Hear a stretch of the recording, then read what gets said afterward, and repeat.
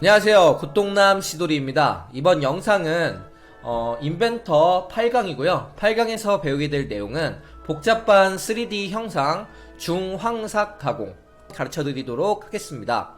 기본적으로 저희가 이제 6강에서 복잡한 3D 형상 포켓 가공으로 이런 황삭을 하는 방법을 배워봤어요. 공구는 커터 공구라고 해서 블로즈밀이라고도 하는 그런 공구를 사용했죠. 이랬을 때 문제점이 뭘까요? 일단은 시뮬레이션을 통해서 보도록 할 텐데요. 시뮬레이션으로 보는 방법은 마우스 요 왼쪽 보시면 여기 이제 제가 짠 프로그램 있죠? 요걸 누르시고 마우스 오른쪽 시뮬레이션. 만약에 이거 프로그램이 안 짜져 있으면 6강을 보고 6강을 진행을 해주시고 따라오셔야지 좀 더 이제 연습이 편하실 것 같습니다. 여튼 시뮬레이션을 누르시면 이렇게 이제 시뮬레이션을 할 수 있어요. 그러면은 여기서 이제 좀 시뮬레이션을 편하게 하는 방법은 스톡 체크를 하시면 이렇게 원 소재 모양이 뜨고요. 여기에서 스탠더드로 바꿔주세요. 그 다음에 충돌 정지를 체크를 꼭 해주시고요.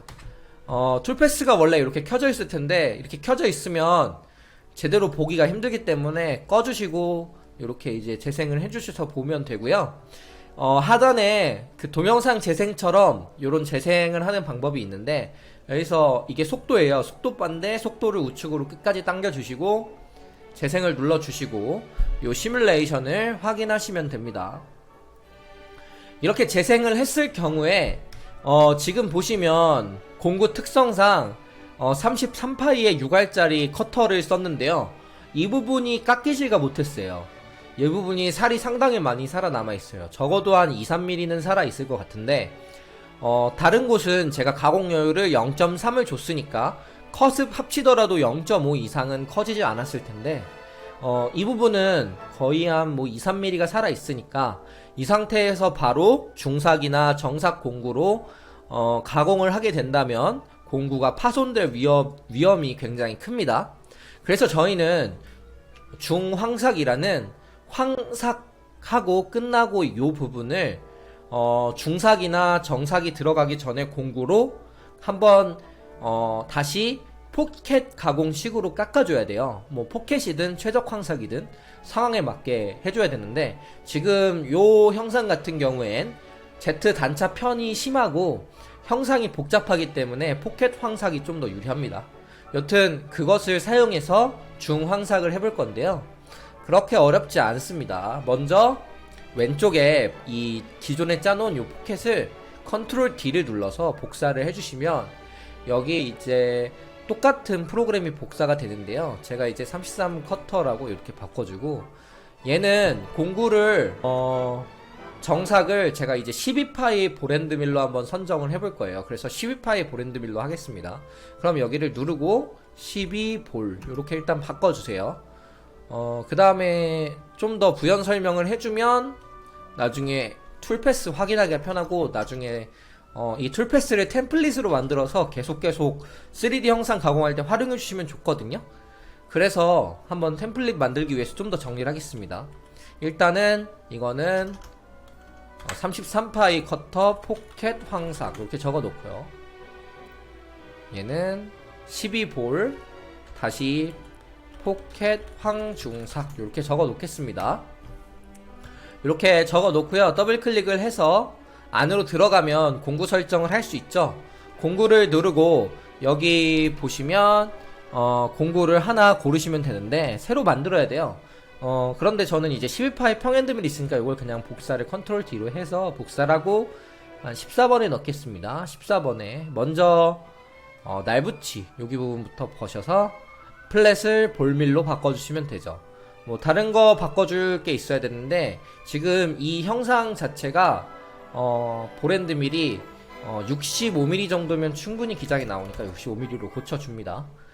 그 다음에 여기 이제 다른 거 건들지 않고 이송 속도만 건드려 주는데 12파이 보랜드밀 열 처리 안 된 거 기준으로 황중삭 할 때는 스핀들 한 4000에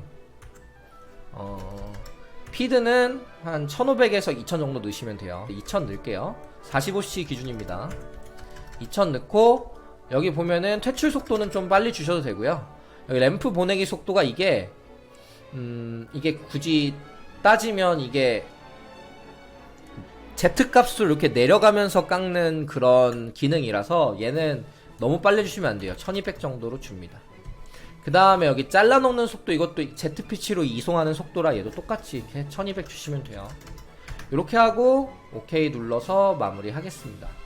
이렇게 하고 선택 누르고요. 그럼 공구가 일단 바뀌었어요. 이렇게 이제 바뀐 게 확인이 되시면 여기에서 이제 다음으로 조건 넘어가고요. 지금 가공 경계를 이렇게 경계 영역으로 주면은 당연히 이게 되는데 계산이 좀 느릴 수가 있어요. 그래서 이번엔 선택으로 주고요. 수통 윤곽 해제하고요. 경계 선택을 그럼 어떻게 주나, 여기 요 화살표 누르고 요 안쪽만 돌 거잖아요. 그래서 여기 누르면 요렇게 이제 선택이 되죠. 요 바운더리 설정은 제가 나중에 또 영상을 만들어 드릴 테니까 일단 요렇게 선택을 합니다. 지금 잔삭이 들어갈 부분이 여기밖에 없어요. 여기는 다 커터로 쳐지는 게 확인이 됐어요, 시뮬레이션으로. 근데 이 부분은 커터로 안 쳐지니까 여기 부분에 33파이 커터가 깎은 부분이 아닌 곳을 깎아라 라고 이제 명령을 내려주는 겁니다. 이해 가시나요? 요렇게 해서 황중삭을 해주시고요. 그 다음에 이제 중요한 설정인데 여기에서 남김 가공이라고 있어요. 이게 앞전에 이 가공된 거를 인식을 해서 가공하는 방법이에요. NX도 약간 이런 방식을 채택하고 있죠. 여튼 요런 앞전에 툴을 이용해서, 툴패스를 이용해서 깎지 않은 부분을 찾아내는 거죠. 그래서 요거를 어떻게 하냐, 앞에 조작에서 설정 맞고요. 그 다음에 여기 스톡 설정부터도 체크해 주시고요. 그 다음에 여기 보면은 요거는 이게 사실은 이 스톡을 무시인데 이게 무슨 말이냐면 간단하게 0.5를 넣잖아요. 이 상태에서 0.5를 넣으면 기존에 이렇게 계단 살아있는 그거 0.5까지는 무시를 해라 이거예요. 근데 요 정도 넣으면은 딱 적당하거든요, 지금 황중삭에선. 그래서 요것도 그대로 놔두십니다. 그 다음에 바로 요제 다음으로 넘어가셔서 나머지는 크게 건들 거 없고, 수동절삭 피치 요거 건드셔야 되는데, 이게 보랜드밀 기준으로는 제 기준인데 4분의 1 정도만 넣어주시면 돼요. 그래서 12 나누기 4. 근데 요것도 좀 많다라고 하면 5 정도 넣으시면 되고요.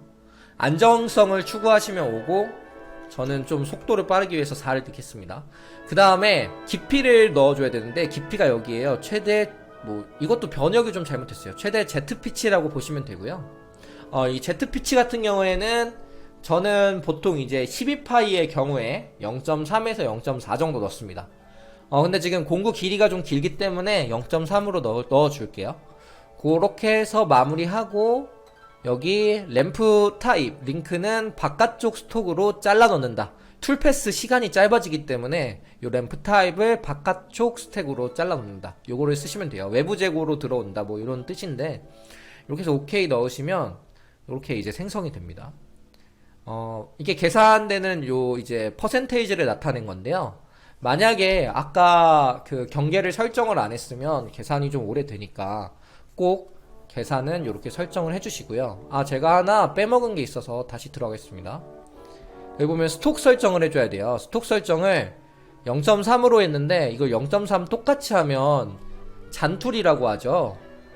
그 계단처럼 커습이 이루어진 곳에 툴이 또 나기 때문에 안 좋아요. 그래서 요거를 황삭보다는 조금 더 올려주셔야 돼요. 저는 0.5, 0.2 더 올려주겠습니다. 똑같이 앞전하고 똑같이 맞춰준 거예요. 조정 오프셋하고. 그렇게 해서 다시 계산을 하겠습니다. 계산을 하면 요 33파의 커터에서 들어가지 않았던 부분을 집중적으로 깎아냅니다. 시뮬레이션까지 하고 이번 영상은 마무리하도록 하겠습니다. 이렇게 보면 지금 보이시나요? 요 부분만 깎이고 요 부분만 깎이죠. 근데 지금 여기 요 선들은 굳이 날 필요가 없죠. 근데 요게 이제 난 이유가 아까 그 조정 오프셋을 조금 더 조정을 하면 좀 덜 나요. 0.6 하고 OK를 한번 해볼게요. 확 티나게 0.8로 하겠습니다. 원래는 그냥 0.5, 0.5 해서 쓰셔야 돼요. 이게 좀 제가 한 바로 공구 수명도 어느 정도 유지가 되면서 가공 그런 잔툴도 좀 줄여주는 역할을 하기 때문에 요 정도만 쓰시면 돼요. 지금은 한번 요 조정 오프셋이 어떤 기능인지 보여드리는 겁니다. 지금 좀 준 게 보이시나요? 요렇게 이제 좀 더 줄고요. 여기서 더 줄이고 싶으시면 요런 잔툴을 0.8 여기도 0.8로 바꿀게요. 실제로 이렇게 많이 하시면 별로 안 좋아요. 0.5로만 쓰시라고 말씀드렸죠. 이렇게 이제 여튼 가공 여유를 좀 늘려주고 그 다음에 조정 옵셋도 좀 늘려주면 그 잔툴이 덜 난다는 게 요게 핵심 포인트입니다. 이게 잔툴이 왜 나냐면 그림판으로 한번 설명을 드릴게요. 지금 아까 황삭을 하면 이렇게 계단식으로 이렇게 살이 남아요. 근데 툴패스는 가공여유 그 황삭을 0.3을 남기라고 했으면 요 부분을 뭐 이렇게 대각선으로 이렇게 테이퍼 형상을 이렇게 깎을 때 여기서 여기까지가 0.3인 거지 여기서 여기까지를 0.3으로 남기라고 한 게 아니에요. 그러니까 요 살은 훨씬 많이 남았죠. 그래서 그 부분을 지금 다시 계산해서 쳐내는 거라 그 부분은 정삭을 할 때 쓰면 되거든요. 그러니까 툴을 낼 필요가 없어서 제가 조정 옵셋과 가공 여유를 많이 주면 지금 요렇게 툴이 안 나는 거죠. 이해 가시나요? 이해가 가실 거라 생각하고 자세한 설명은 제가 또 복잡한 퓨전 영상이 있어요. 제 유튜브에. 거기에 복잡한 형상 가공이라고 올려놓은 게 있는데 거기에 황중삭 내용을 보시면 좀 더 자세하게 설명되어 있으니까 그거를 보고 참고해 주셔도 도움이 될 것 같습니다. 이상 영상 마치겠습니다. 시청해 주셔서 감사합니다.